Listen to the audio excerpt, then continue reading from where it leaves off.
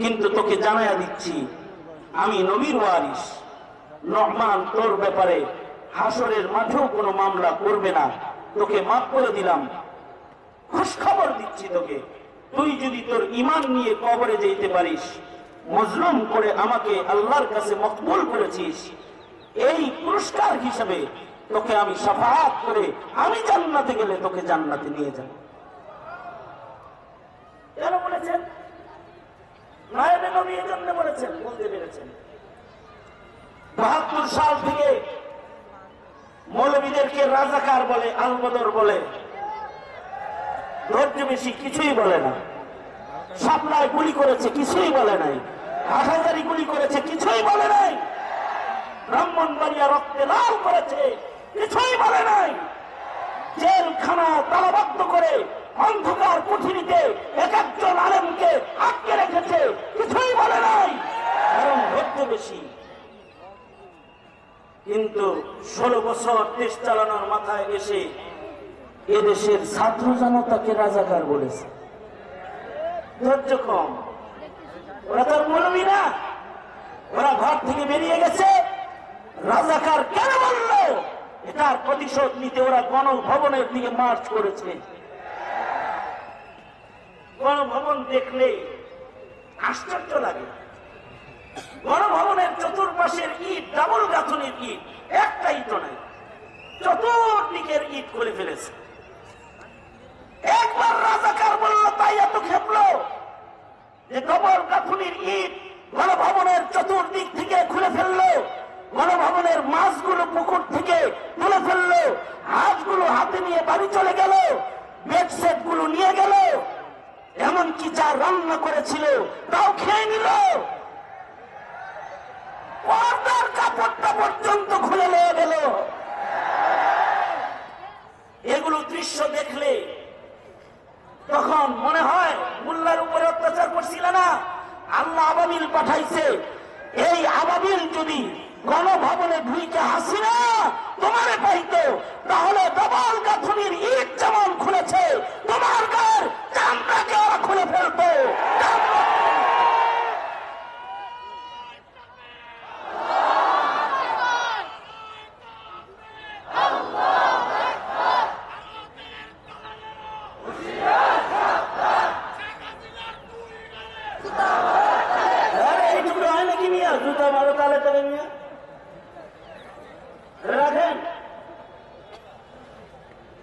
আমি যেটা বলতে চাই সেটা হলো এই, তারা ওয়াজ মাহফিলে মাইক পেলে নীতির বাক্য বলতো, ধর্মের কথা বলতো, নিজের নেত্রীর দিনদারির কথা বলে বুঝাইতো আমাদের নেত্রীর সাথে আল্লাহর মহব্বত অনেক বেশি, এটা বুঝাইতো।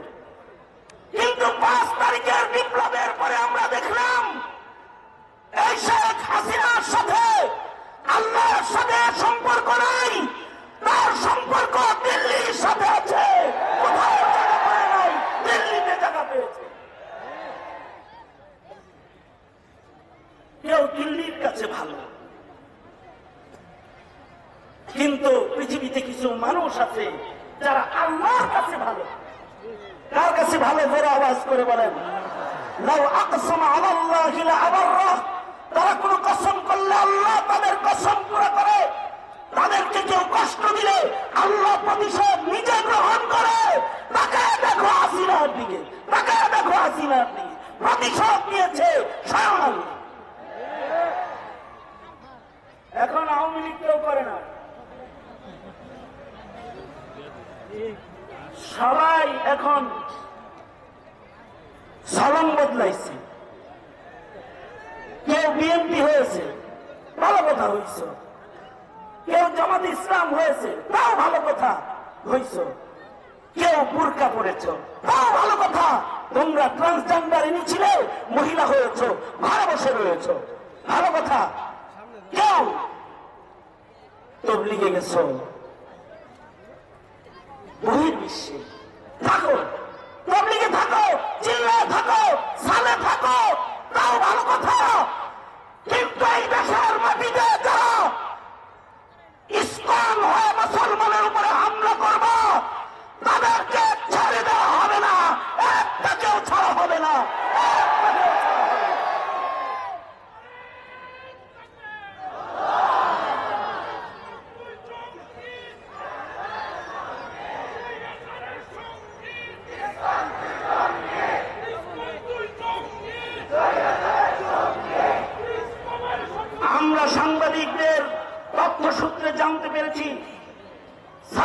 যুবলীগের যুবকেরা ইসকনের মিছিলে অংশগ্রহণ করে গ্রেফতার হয়েছে। যুবলীগের লোকজনদেরকে ইসকনের দলের সংগ্রামে মিছিলে তাদের সাথে তাদেরকে পাওয়া গেছে। কালিমাওয়ালার ঘরে জন্ম করে তোমাকে এই হিন্দুর দলে দেখতে চাই না আমরা, কারণ আমরা চাই না তুমি দিল্লির ভালোবাসা পাও, আমরা চাই তুমি আল্লাহর ভালোবাসা পাও। আল্লাহর ভালোবাসা পাওয়ার দুই চারটা সবক। একটা সবক হলো ইন্নাল্লাহা ইউহিব্বুল মুহসিনিন, ইবাদত করো। আগে নামাজ পড়তে না, এখন নামাজ পড়ো। আগে রোজা রাখতে না, এখন রোজা রাখো। আগে কোরআন পড়তে না, এখন কোরআন পড়ো। আগে জিকির করতে না, এখন জিকির করো।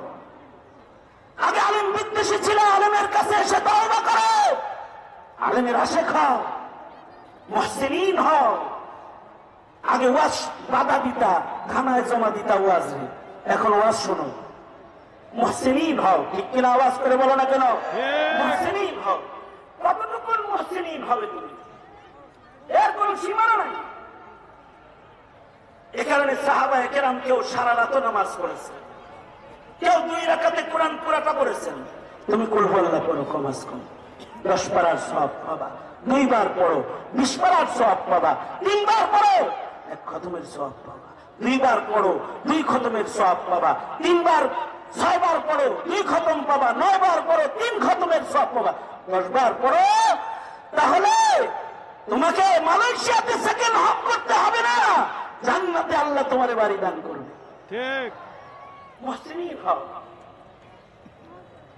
ইমামে আজম আবু হানিফা রাহমাতুল্লাহ আলাইহি 55 বার হজ্জে বাইতুল্লাহ করেছেন।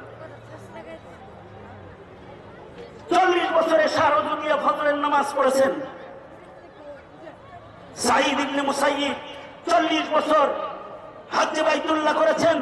40 বছর লাগাতার তাকবীরে উলার নামাজ পড়েছেন। 40 বছর আযানের আগে মসজিদে প্রবেশ করেছেন। ইবাদত করো। ইন্নাল্লাহা ইউহিব্বুল মুহসিনিন। তওবা করো। ইন্নাল্লাহা ইউহিব্বুত তাওয়াবিন। অপরাধ করেছো, তওবা করো। 10 খুনের আসামিকেও তওবার বরকতে আল্লাহ মাফ করেছে, বুখারী। তুমি তওবা করো, পবিত্রতার ইবাদতের জিন্দেগি ধরো। ইউহিব্বুত তাওয়াবিন ওয়া ইউহিব্বুল মুতাতাহহিরিন। দেখো না, আমাদের ছোট ছোট বাচ্চারা, মক্তবের বাচ্চারা পবিত্র থাকে। তোমার মতো চেন খুলে পেশাব করে হাঁটা দেয় না, ওরা এটা যায় না, পবিত্র থাকে। কারণ পবিত্রতাকে আল্লাহ পছন্দ করেন। আর সুন্নতের আমল করো। সুন্নতের ভিতরে টুপির সুন্নত সুজা, দাড়ির সুন্নত সুজা, ওয়াজের সুন্নত সুজা, আখলাকের সুন্নতটা কঠিন। আখলাকের সুন্নত ধরো, বাহ্যিক সুন্নত ধরো, আত্মিক সুন্নত ধরো। যদি ধরতে পারো তাহলে আল্লাহর ওয়াদা, দিল্লি তোমাকে অপছন্দ করলেও, আমেরিকা তোমাকে অপছন্দ করলেও আল্লাহ বলেন, বন্ধু আপনি জানিয়ে দিন আমি পছন্দ করব, মদদ আমি করব, নুসরাত আমি করব। কুল ইন কুনতুম তুহিব্বুনাল্লাহ ফাত্তাবিউনি ইউহিব্বুকুমুল্লাহ। আমার উস্তাদ মুহতারাম শেখুল হাদিস ইবনে শেখুল হাদিস আল্লামা মাহফুজুল হক সাহেব মাদ্দাজিল্লুল আলী হযরত চলে এসেছেন। পানি আ গিয়া তো তায়াম্মুম খতম। করিম ইবনে করিম, নেক মানুষদের ইজ্জত করা নেক জাতি, এটা জানে, এটা একটা সুন্নাত। এ কারণে ইমামুল হক সাহেবের ভক্ত আলাদা, কারণ শেখুল হাদিসের সন্তান যে, শেখুল হাদিসের নুসখা যে, এ কারণে সম্মান আলাদা। নবীজির কাছে হাতিম তায়ের মেয়ে গ্রেফতার হয়ে এসেছে। হাদিসে আছে আল্লাহর রাসূল বলে, তুমি হাতিম তায়ের কন্যা না, তোমার তো কন্যা নাই, নাও আমার চাদরটা তোমাকে দিয়ে দিলাম। নবীজি নিজের চাদর উর্নি বানায় হাতিম তায়ের কন্যাকে দিয়ে দিছে। সাহাবীরা সরগোল শুরু করেছে, নবীর গায়ে লেগে থাকা কাপড় কত দামি, মাটির দাম আরশের চাইতে বেশি, কাপড়ের দামও তো অনেক বেশি। এইটা একটা মুশরিকের মাথায়। আল্লাহর রাসূল বলে, রাখো, তোমরা চিনো না, হাতিম তায়ের কন্যা। এই যাও, ওকে গ্রেফতার করেছো কেন? ও আরবের একটা সম্ভ্রান্ত দানবীরের সন্তান, তাই মা যাও, তোমাকে আমি কয়েদখানা থেকে মুক্ত করে দিলাম। হাতিম তায়ের মেয়ে বলে, আল্লাহর রাসূল আমি একা যাব না, আমার সাথী যত মেয়েরা আছে এদেরকেও দেন, তাইলে যাব, তাছাড়া আমি থাকবো। আল্লাহর রাসূল বলেন, তোর ভেতরে তো তোর বাবার কোন আছে রে? তোর বাবা যেমন পরের খায়ের খাচ্ছিল, তুইও তো খায়ের খারে। ঠিক আছে, যাও, তোকে মুক্ত করলাম জেলখানার থেকে তোর বাবার সম্মানে, আর তোর বান্ধবীদের সকলকে ছেড়ে দিলাম তোর সম্মানে, যাও, মুক্ত করে দিলাম। হাতিম তার কন্যা বলে, আল্লাহ নবী দুনিয়ার জেলখানার থেকে মুক্তি দিলেন, হাসরের জেলখানার থেকে একটু আমারে মুক্তি দিবেন না আল্লাহ নবী? আমাকে একটু কালেমা পড়া। করিম ইবনে করিম সম্মান করা এটা একটা সুন্নাত। সুতরাং আমার উস্তাদ মুহতারাম করিম ইবনে করিম এসেছেন। আমার আলোচনা এখানেই শেষ। হায়াত বাকি, মুলাকাত বাকি, মুলাকাত বাকি, নসিহত বাকি। আল্লাহ তাআলা মজমাকে কবুল করেন, মুনতাজিমিনদেরকে কবুল করেন, হাজিরিনদেরকেও কবুল করেন।